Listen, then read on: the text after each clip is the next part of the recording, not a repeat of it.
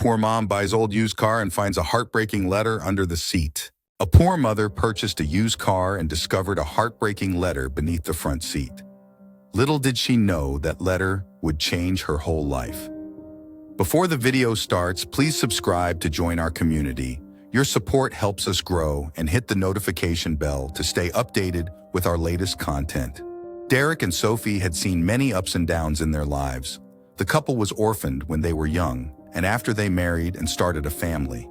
Derek's business failed, leaving them in debt. As time went on, Derek found a part-time job and managed to pay off all of the family's debts, but the family's financial situation remained precarious. By this time, Sophie was pregnant again, and they were expecting their third child. When Derek and Sophie's daughter was born, they understood that they would need a car. Before, Sophie would walk her kids to school, and Derek would take a bus to his workplace. But with a newborn, Sophie couldn't manage everything alone. The school and Derek's workplace were in completely opposite directions, so Sophie had to drop the kids at the school every day. However, they couldn't afford a new car due to a lack of funds and had to settle for a used one after a year of saving. The car wasn't exactly as Sophie had imagined it would be, but she was content that her twin daughters, Mia and Stacy, would no longer have to walk to their schools far away from home every day. The day the car came, everyone was ecstatic. It was an old blue model similar to the ones seen in movies, except this one was covered in dust and had worn leather seats with holes in them. But despite its flaws, it was a car that could help them deal with their daily problems.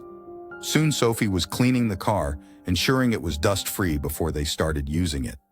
But as she lifted the front seat, she discovered an envelope hidden beneath it. Out of curiosity, she paused cleaning and began reading it. "Hi, thanks for buying this car. I know you might find it stupid, but please call it Julia," the letter began. "It was tough for me to sell it, but it brings back memories of both happy and sad times in my life. I was a single mother, I had 3 kids, and we used to travel together with Julia. We were content with our lives until one fateful day when everything came crashing down." Sophie's heart skipped a beat as she read further. "My children and I were driving home from school when we met with a terrible accident. The day before, I had worked until late at night and dozed off while driving. I repaired Julia as a memento of my children and the happy times we shared. When my husband bought the car, they were overjoyed. In fact, my youngest daughter, Emma, had given it the name Julia. However, over time, I realized that it would be better to sell it because I couldn't stop crying and cursing myself every time I looked at it. Please be careful while driving. That's a reminder for you. I know you're thinking about selling this car now that you know its backstory. But trust me, Julia isn't that bad. I have looked after her for 30 years, and now it's your turn. I may not be alive when you read this letter, but please take good care of Julia and hand it over to a friendly owner. Love, Marla Arnolds." Sophie's eyes welled up as she finished reading the letter. She could imagine the anguish Marla must have felt as a mother, as she too had lost her first child while it was still in the womb. She decided to help the lady if she was still alive and sought Derek's assistance. "Don't you think we should help her, Derek? I mean, she must be old and lonely. I feel terrible for her." "I understand, Sophie, but we have 3 kids to take care of. I'm always preoccupied with work, and you're responsible for the entire household. Plus, think about the expenses. We can look after her, Derek. I know we're short on money, but I can't take her out of my mind.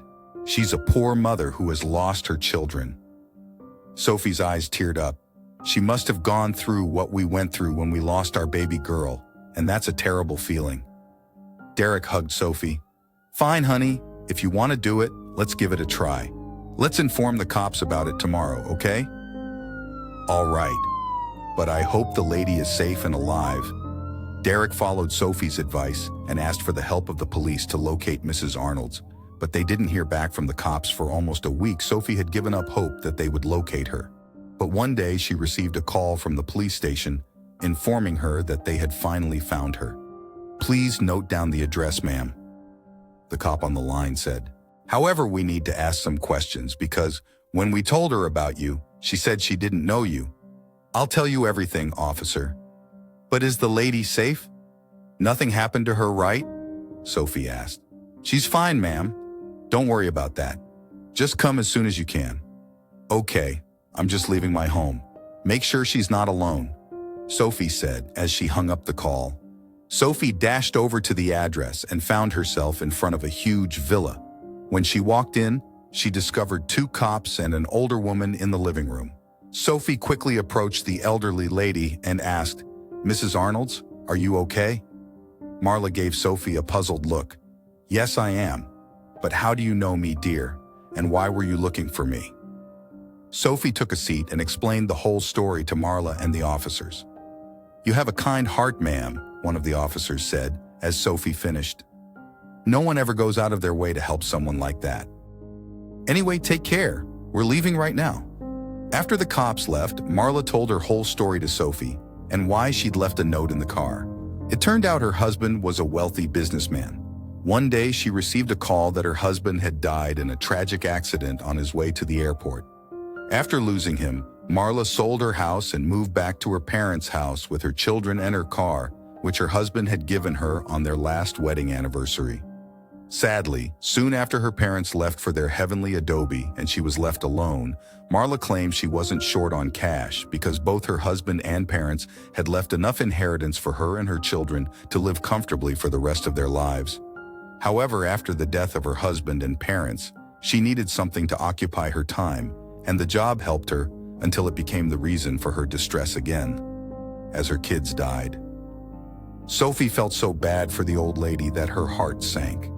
From that day on, she visited Mrs. Arnold's daily after leaving her kids to school, and on weekends with her family, Sophie would prepare a delicious meal for everyone, and they would have a wonderful time together. But one day, Mrs. Arnold's passed away unexpectedly. Sophie later learned she had been diagnosed with cancer, which is why she said in the letter that she might be dead by the time she found it. However, Mrs. Arnold's had left a will behind with her lawyer, transferring all of her property and wealth to Sophie's name as a token of her gratitude. What can we learn from this story? Kindness begets kindness.